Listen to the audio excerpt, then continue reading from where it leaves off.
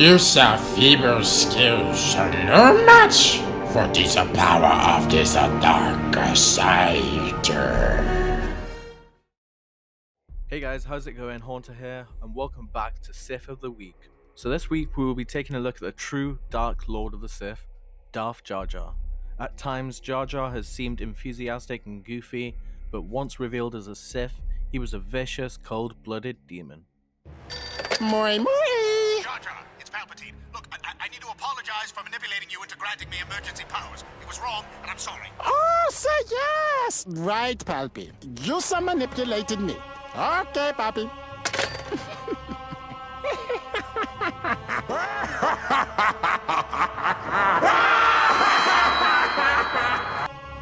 Quick disclaimer, this is all non-canon. Or is it? Jar Jar was born sometime on the planet Naboo. Jar Jar was raised in an underwater Gungan city until he was discovered at an early age by Darth Bane, the Lord of the Sith who started the Rule of Two. Bane took Jar Jar under his wing, trained him in the ways of the Sith, and renamed him Darth Snoke. Jar Jar believed there was more power and potential in himself than Bane had led him to believe, so he electrocuted his master while he was sleeping. Thus, Jar Jar claimed the title Lord of the Sith. Upon returning home, Jar Jar came up with a brilliant idea. He would pose as a clumsy and non-threatening Gungan to gain the trust of others. Then he would take over the Republic at the heart by surprise. When the Trade Federation under the command of Darth Sidious invaded Naboo, Jar Jar saw opportunity. When Jedi Master Qui-Gon Jinn and his Padawan Obi-Wan Kenobi landed on Naboo and met him, he chose to use their predicament to his advantage. He helped them get to the Queen and followed them to Tatooine. Upon finding Anakin Skywalker, Jar Jar saw him as a threat, since he was believed to be the chosen one. But then again, Anakin could prove a useful Sith if he followed the dark side, but only time would tell. On Coruscant, after the Senate didn't really help at all with the Naboo invasion, Queen Amidala chose to return home and resolve it herself. What no one realized was that Jar Jar had used the Force to influence her to do so. Upon turning to Naboo, Jar Jar influenced Boss Nass to put him in charge of the Grand Army of the Gungans. Using martial arts to look clumsy, Jar Jar kept the act going. He was glad when Naboo managed to obtain a peace relation with the Gungans, for he could use it to get closer to his rival Sith Lord Darth Sidious. Eventually, Jar Jar became Senator Mon Mothma's closest ally in the Senate. When many star systems left the Republic for the Confederacy of Independent Systems, the Senate was debating on whether or not to create an army to defend themselves. When a bounty hunter tried to assassinate Padme, and now teenage Anakin Skywalker escorted her home, and Jar Jar then took her place in the Senate during her absence.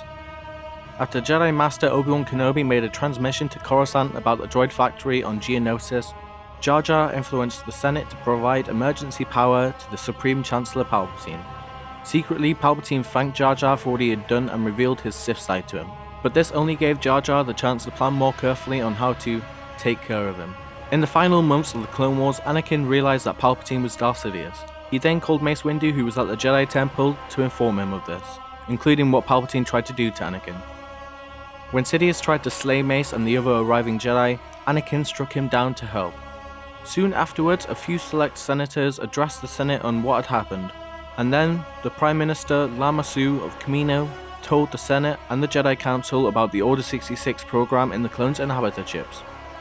Also, after Palpatine's defeat, Mace and Anakin discovered the Death Star plans in Chancellor Palpatine's computer, and then they destroyed them forever.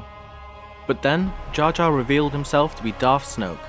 By that time, he had already recruited Darth Maula, after Sidious's demise, and sent her to take care of the CIS leaders. After a chase through the Senate building, Jar Jar made his way to Padme's apartment. While Anakin went to face Maula and Mustafar, Obi-Wan chased after Jar Jar and dueled him. The two of them fought in an epic duel that almost tore apart Padme's apartment. But when Obi-Wan knocked Jar Jar off balance, he was arrested by the Jedi, the clones, and Padme's personal guard. Padme then escorted him back to Naboo to stand trial for treason. Jar Jar was then taken to face justice in the Gungan city he had once called home. The Gungan High Council found Jar Jar guilty, and Boss Nass executed him personally. So there you have it guys, Darth Jar Jar, the one true Dark Lord of the Sith. Let me know whether or not you think Jar Jar is secretly really a Sith in the comments down below. I'll see you guys in the next video, see you.